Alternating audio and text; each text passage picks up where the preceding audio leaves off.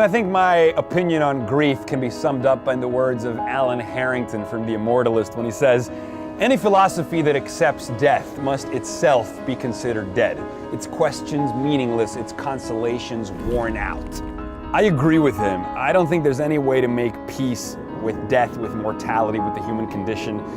The fact that we can ponder the infinite cosmos, yet we're ultimately food for worms, I find heart-wrenchingly paralyzing, depressing, sad beyond all measurable limits. The idea that everything and everyone you love is going to be taken away from you is unacceptable to me.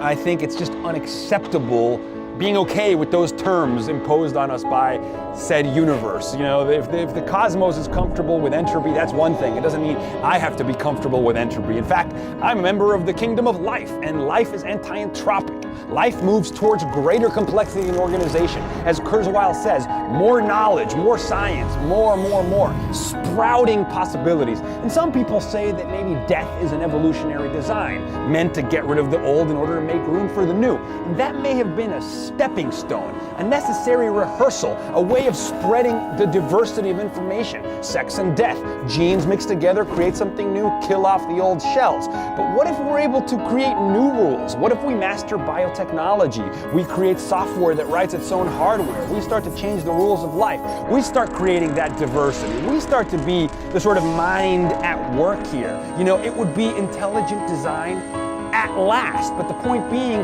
death would no longer be necessary, and we could create a world without loss and without those encounters with grief. And that may sound like a sort of manic fantasy of sorts, but I think that that's what mankind has always done through his art, is articulate his desire to be eternal, to be infinite. Even Manuel de Unamuno wrote, "Nothing is real that is not eternal." That is why we write poetry and we build cathedrals that try to create transcendence as a topographical statement. That's why we eternalize beatific moments and make gorgeous statues and write amazing songs. We long to eternalize ourselves. We want to say, as Alain de Botton said, we want to carve our names. We want to say, I was here, I exist, I felt something, and I matter, and we matter. And that's why death has become an imposition on the human race and is no longer acceptable, in my words.